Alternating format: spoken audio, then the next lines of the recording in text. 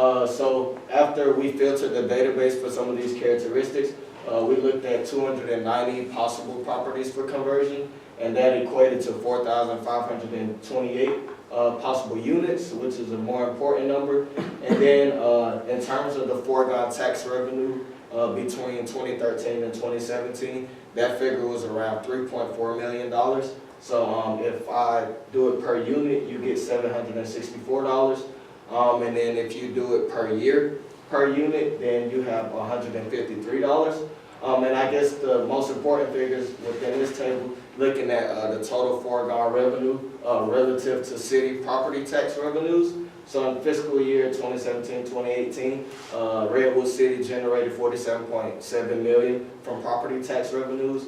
And if we look at the figure associated with foregone revenue in a year, so the foregone tax revenue per year was around $700,000, and then $700,000, and that would be 1.45% of that 47.7 million. And then on the county level, that would be 0.03% of the 2.4 billion.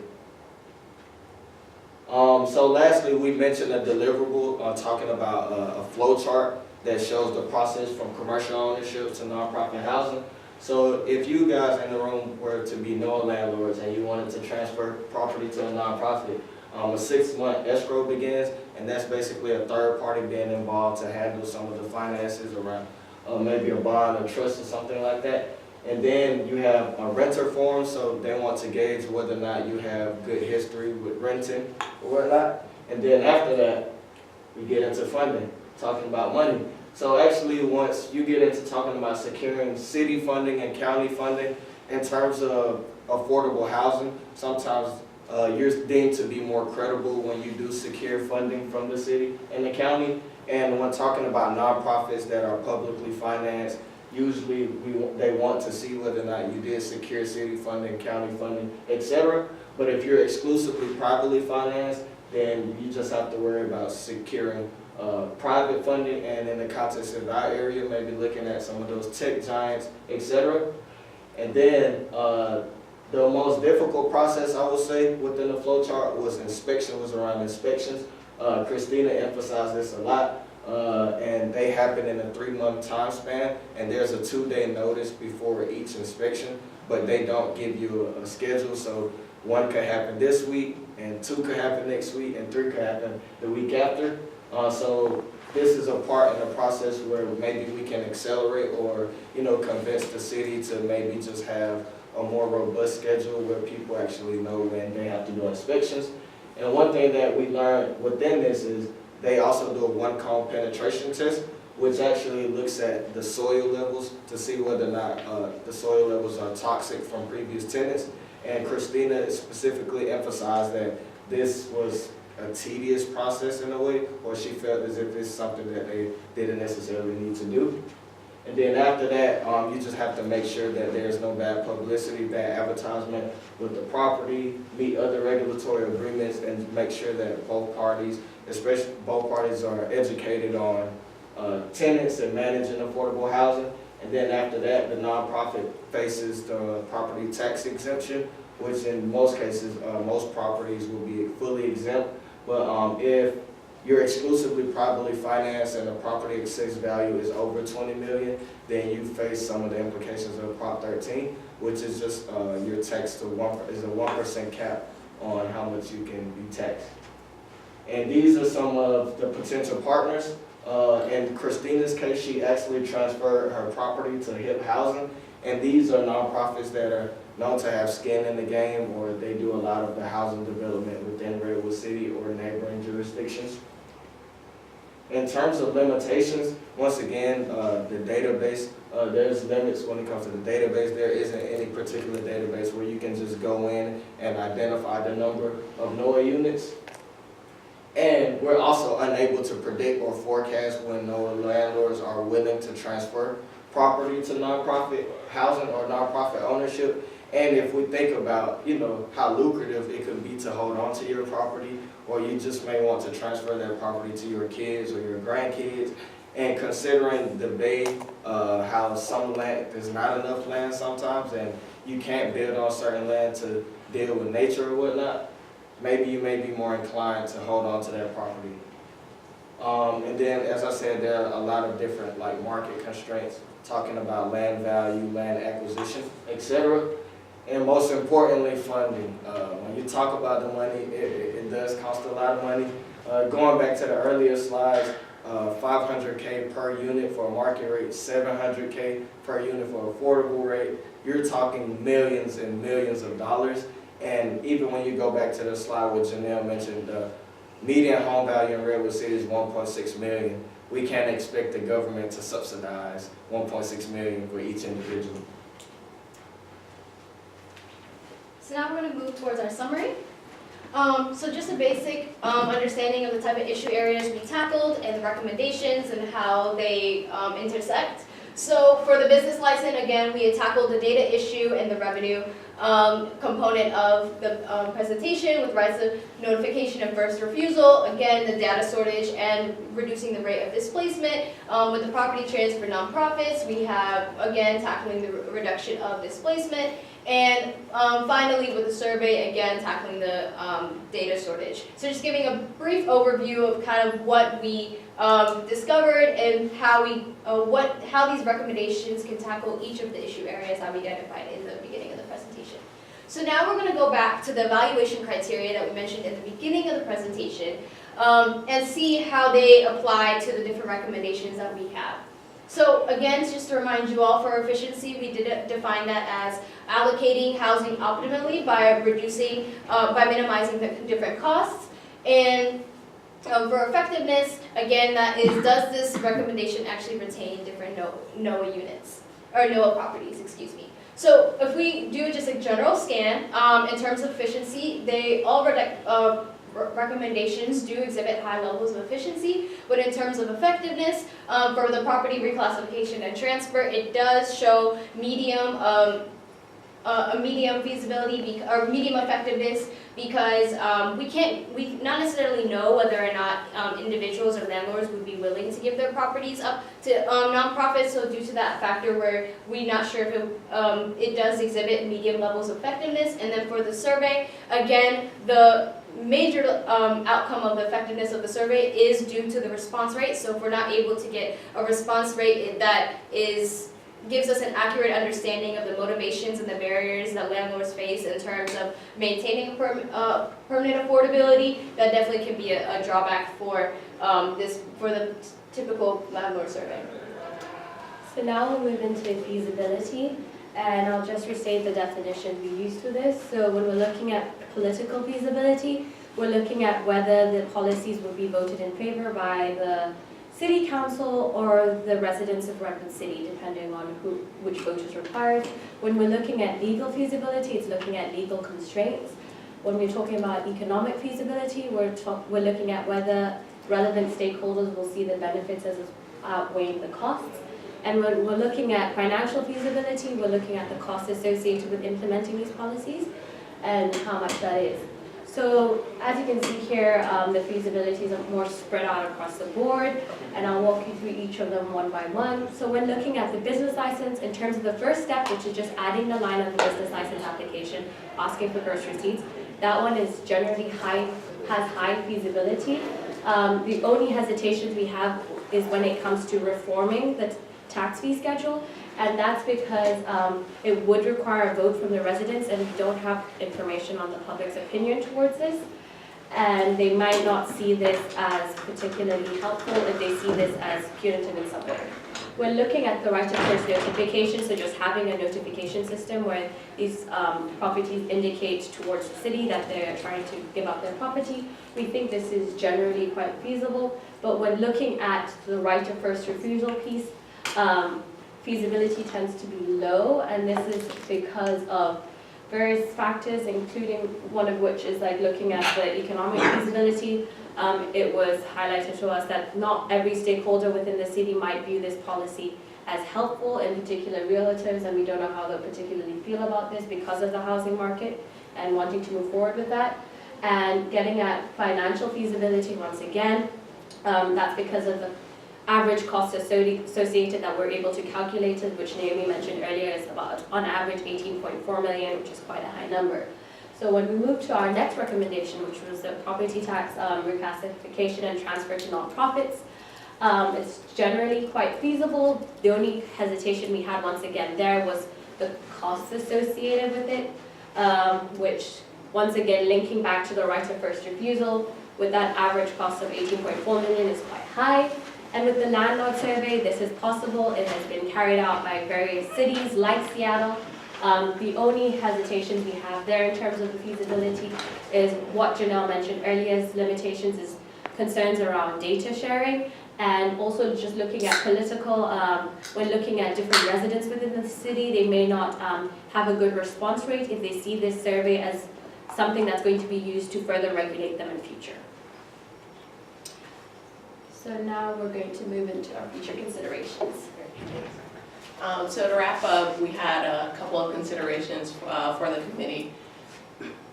Last night, when we presented to the Housing and Human Concerns Committee, they reaffirmed to us that there is a strong political will to tackle this affordable housing crisis. The City Council has made explicit that combating the housing crisis is their main priority. So hopefully spurred to action, and the committee is able and the council are able to further research some of the recommendations we presented today. The second future consideration is just strengthening collaborations and partnerships wherever available. So there are regional efforts to combat the housing crisis, such as the CASA Compact, which last year presented a list of potential policies that could help renters. There has been some feedback on how effective these renter protection policies actually are, but regional collaborations such as that are necessary in order to mitigate housing crisis in the Bay Area overall. Another interesting collaboration that's getting started is a fund to build up to 8,000 new affordable housing units. This fund is run by the Local Initiative Support Corporation, and they plan to raise $540 million in order to build these 8,000 new affordable housing units in the Bay Area. And as of January, they already had $200 million of that funded. So the committee is eager to keep track of that process and jump on any potential revenue sources as they may come. And lastly, we would just like to thank some of our key partners throughout this 10-week process. We'd like to extend thanks to Redwood City Housing and Human Concerns Committee for working with us these past 10 weeks, and also for Redwood City staff who were always able to answer our questions and clarify things throughout the way. Secondly, we want to thank Sustainable Urban Systems. As we mentioned, they built out a data set on the rental housing landscape in Redwood City, which we've used to perform a lot of our analysis that informed our recommendations. And lastly, we'd like to thank our great program, Stanford Public Policy, and our amazing instructor, Preeti, who has given us a lot of constructive feedback these past 10 weeks and has really helped us get to the place we are today. So with that, I know this is a lot of information. It's a huge topic. So ultimately, we want to find ways to mitigate displacement within Redwood City, but we recognize that it's a big issue and you may have more questions than answers at this point. So we're free to open it up to any questions you all may have. Thank you.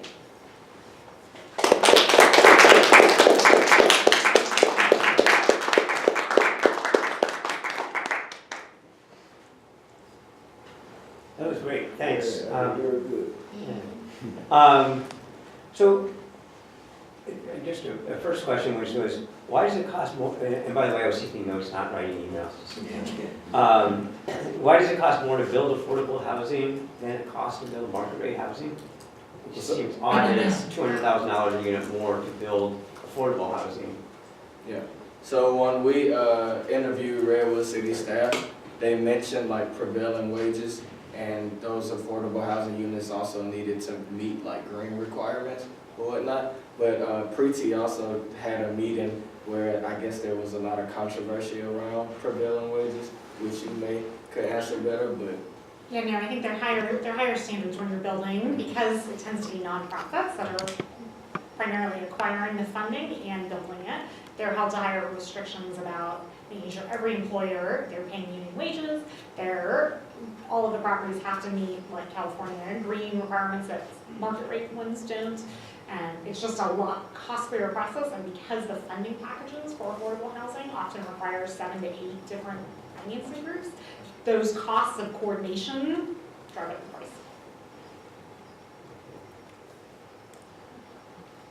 So I was also, on a specific date, you had $153, I believe, as per unit in property tax savings.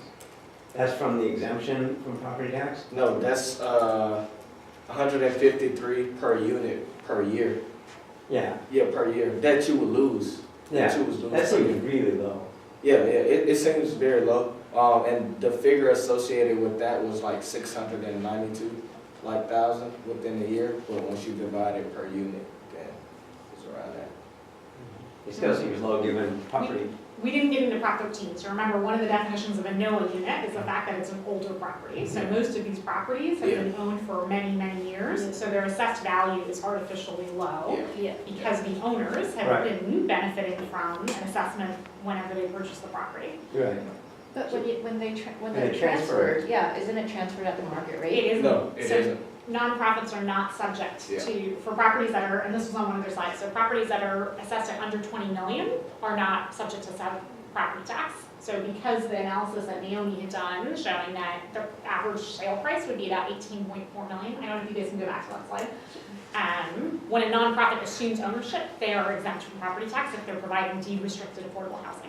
So this is, oh, go ahead. But it would be relative to selling it. So instead of selling it to a private party who would pay property tax, you'd be transferring it to the nonprofit. So the That's lost tax revenue would actually be what you would have gained from taxes to selling it to, a private individual or a private Yeah. party. If Christine bought it, then she would pay property tax at the new assessed Yeah. value. Right. Yeah. And so that's the reasonable alternative, I think, is Yeah. what would happen if, because this person, Christina, had a choice of selling it to a nonprofit or selling it to Christine, and then if she sold it to the other way, they would have gotten a lot of property tax revenue. So the way it was coded for and stated actually, so I did account for it. So the way I calculated the foregone tax revenue, I treated it like each property as if it was being like transferred to like a private party, and I used the 1% like cap around like Prop 13, and then that's how I calculated it. But I think you guys make an excellent Yeah. point, right? We were looking not at, because the city and the county is not currently receiving that revenue from the new sale, we didn't account for that. We were looking only at what do you do to transfer it? But that is an excellent opportunity for future analysis to see what would it gain. Yeah, this potentially would be quite large, actually. On the not-for-profits who are acquiring the NOAAs, do they have some reserve fund that they set up for operation and maintenance? Or is there the potential of ghettoization, so to speak, that is the places they acquire are not going to be maintained? So actually so if a unit or a property is interested of being acquired, some of the nonprofits actually do have the capacity to put in the maintenance, and actually, because they have to adhere to certain inspections, and so some do have the ability to go in and maintain the units and bring it up to par, but there also are some that don't as well. Speaking to that. Yeah, and in terms of like maintaining or like with rehab, there are like nonprofits that like specialize in certain things. Like Habitat for Humanity is actually known for coming in. Like if you're a naturally occurring affordable housing unit landlord, if you have like a partnership, they actually come in and like rehab that property for you. So different nonprofits specialize in certain areas, and that incentivizes NOAA landlords to actually maintain that housing sometimes. And one last comment on that. I think it depends on this individual nonprofit and like how much, I guess their funding streams and how much they're able to contribute to rehabilitation when they acquire a unit. But there's also funding within the city and also county level explicitly for rehabilitation of affordable units. We didn't highlight that in our presentation, but I'm assuming these nonprofits could tap into those county and city funding sources if they needed help rehabilitating rehabilitating the unit after they had acquired it. And Pat, to your question, I think the earlier point about why is affordable housing more expensive to construct, as part of the financing packages, every nonprofit has to demonstrate sustained O&M funding, right? And so as part of that, when it's a market rate housing, they're getting that through revenue, and if it's a nonprofit, they have to justify that up front.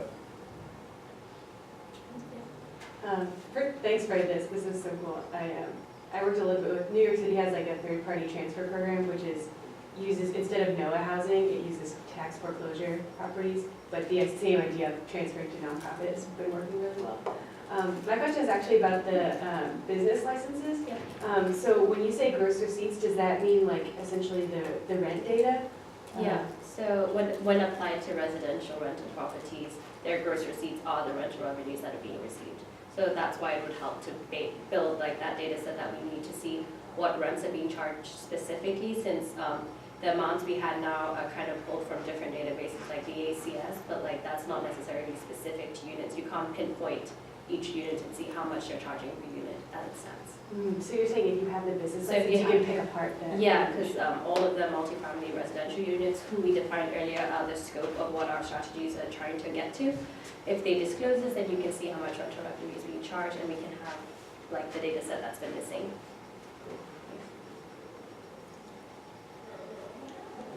Hi, I'm the data librarian here at Stanford, and I'm particularly interested in what response you got from your meeting in terms of the benefits of using data for policy by them and how much they've used the data that you showed them, you know, in the past. So in a sense, how much will you even be able to move the way they sort of made their decisions by informing them more with the use of things like data and the analyses you went through?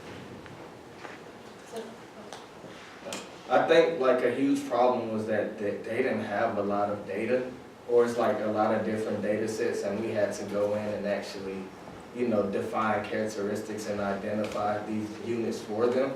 So I think a lot of the issues with policy as it pertains to the city is they don't have the data that they need in a lot of cases or whatnot. So I guess that's why they brought us in, and they was like very happy with the work that we did. But there was like there were a lot of limitations around like data specifically or whatnot. So, you know, even if you do have the funding or whatnot, you have to make sure that there are enough properties to go in and fund or identify potential properties. I don't know. Yes. But just to add on to that, I don't think they've necessarily started using what we've produced as of yet, since this is the final deliverable that we're sending to them now. But they have expressed to us how they intend to use it. So with the data that we collected on like the potential NOAA properties, they're planning on having a landlord conference later on in this year. So they want to use the survey and the identified properties to potentially reach out to these NOAA landlords beforehand to understand motivations going in, so that the conference is a lot more comprehensible.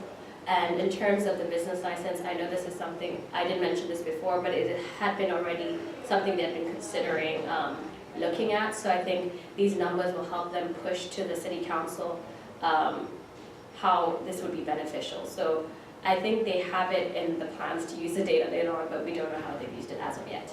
And I think moving forward, just from a more generic lens, I think that pairing data with policy is something that's in the works, and I think it's something that a lot of, I think, different committees are now considering. I think one of the major drawbacks and something that they're going to need to start considering, whether they like it or not, is privacy and how this data will be shared, and making sure that there's this established trust between the data that they're receiving from the public and their citizens, that they'll be used in the right hands, and it won't be something that will be turned against them. So that was, again, one of the drawbacks in the survey, is that making sure and ensuring that it's not going to lead to further regulation in a manner that would not necessarily benefit them. So I think pairing that, understanding privacy, and just in terms of just sharing, I think will be a huge component moving forward. Also, in terms of like prioritization, I think with the work that Winnie did around the business license, they're actually thinking about trying to change that line item before the next tax cycle. That's something that they actually mentioned after the presentation. So. the client also would love to have Stanford Public Policy conduct the survey as a follow-up. So I think one of the things that our local government partners are really keen on is how do they unlock the resources that are here? And it's a really nebulous process right now. And so anything that we can do with Stanford libraries, with public policy, I mean, they came to us through the Haas Center because they don't have this data. And interestingly, cities that do have rent control have excellent data, right? And this is just not a path that Redwood City is looking at going down. So how did you come up with the red dots? Oh, yeah. So in the SUS database, there's information about the rental properties, and we look specifically at multifamily rental properties, and in this database there's also financial information for each of these properties. So we sorted, we filtered for net value of a property, thinking that per unit, thinking that if you have a relatively low net value per unit, you have less of a financial need to charge extremely high rents, given that your property is low, the property value is low, you have lower property taxes, etc. And as we mentioned, you know, these are the properties that have these lower assessed values, lower property taxes, are older units. So thus we think they may have charged lower rents. And also, I don't know if I mentioned this earlier, but all of these 20 properties that we plotted are sole proprietorship. So these are individuals who own these specific properties within Redwood City. So this is sort of, I mean, I think, so it seems to me like what you've done is, you know, that you could have a property right next door to one of these that is identical, but they sold it last year. Yeah. And therefore, the dot wouldn't appear on your list. But the market value is the same, but the problem is that because of Prop 13, you have the 1978 tax basis. So you're looking at a small subset of these, right, based on property tax records as opposed to sort of what the market, you know, I mean, I tend to think, you know, sort of naturally affordable NOAA units would be, you know, on a busy street or less well maintained or things like that. That's not necessarily related directly to the property tax valuation. Is that reasonable to think? So how do you think about, you know, identifying more of these, or which of these is appropriate to think about in that respect? Yeah, so we did think about, so like most of these units, these properties are like smaller unit size that have a lower assessed value, and we did think that if there was a property next door that was sold last year, they have more of an incentive to charge market rates, whereas we're not sure how much of an incentive, you know, these that have lower assessed values would have, even if they're right next door. So that's a future, I guess, like something we can consider, that even if, so if there is a property that's charging market rate next door, maybe they have an incentive as well to charge market rate as well. Yeah, but also just looking at the various characteristics, we were making use of the different variables that were in the data set to help assess this. If we had additional information on like the upkeep and all those other things, it would be a lot more accurate, but like as it stands, like those are the things. I mean, it's hard to do, right? Yeah. The assessor data is the best stuff that's out there. Yeah. How did you find your landlord, Christina? I believe her name was Christina. And under the HIP housing, is the rent comparable to what she was charging her clients? Less Well, or more? So we've got our landlord Christina through some of the contacts in Redwood City. And then in terms of rent, it was? What happens is when these nonprofits come in, they have to guarantee like long-term affordability. So the only reason, she was a very dedicated landlord, she loved her tenants, she didn't want them to lose their housing potentially if it was sold to someone else. So she ensured, and this is also set up within the process, that the nonprofits were charging around about the same level as before. So it is kind of set in the guarantee when you're making this transfer that there is some sort of deed restriction, and that's why we're proposing this in the first place. And then with HIP housing, she was able to get the unit, she was able to sell the unit theoretically to the nonprofit at a market rate value. So I think that was like the key part of it as well. I mean, this thread about sort of often competing drives to maximize tax revenue or whatever versus, in a sense, maximizing affordable housing seems to be some kind of thing to try to figure out how to crack. And your survey, I don't know if they could have something that can almost try to identify a subset of these landlords who are like your Christina. So in a sense, you may have less units, but you know that there's a higher probability of success working with people who have somehow triggered answers that indicate that they have that same desire to kind of maintain affordable rent and stuff. And then trying to work in terms of revenue, you have, you may be taking a hit on property taxes, but then the cost of homelessness or, the lack of affordable housing has a social, let alone economic cost too, because then they have to also spend a lot of money. So I don't know how you square that too, to kind of compel them to see, well, it's worth it, versus if it's just black and white, like we're going to lose millions of dollars in property tax if we do this, then it's harder to make the case to actually go with these when you can show that actually it's going to help you out, your community, and what is the role of the government anyway, kind of thing. So I don't know, it's great what you guys have done. It just raises all these more fundamental kinds of problems to try to, make change. We should teach a class on the fiscalization of land use. Well, that was one question I had is, were you able to provide the city with kind of a number of people? You did a really good job with all the dollars and cents, but there's the one slide where you say that there's the potential of 4,528 units, and are you able to equate that to the number of people? Like if we lose these units from the affordable housing stock, we're going to have approximately X number of people who will be displaced, who will be on the street, and then that has this whole cascade effect of having all these people out into the homeless population. I mean, that's only one approach. When people are displaced, they may leave the area, and there's all these other options. So that was actually a concern that was brought up in our midterm presentation to the SUS team in terms of how many roommates and how many people are actually living in these households. And due to the limitations of data, we were not able to get that. But that is something that needs to be addressed and hopefully addressed in the landlord survey or potential other methods of gathering data to get a better understanding about how many people are actually living in these units. One thing you might want to look at is the origin of the Federal Housing Authority back in the 1930s, and Fannie Mae and Freddie Mac. I'm reading David Kennedy's book about the Depression, and that was part of the origin, was how many people were homeless and how there was this social cost that equated itself into a government subsidized program with a return rate through a 20 or 30-year mortgage. And maybe we're rediscovering 70 years later or more, that's something that needs to be done. And one of the city council members they interviewed, she didn't provide her data, but she claims that the displacement you've seen in San Mateo County in the past, since the Great Recession, rivals what you've seen in terms of the displacement from the fires in Santa Rosa and Sonoma. So it's really hard to track who's leaving and how much, but it's critical information.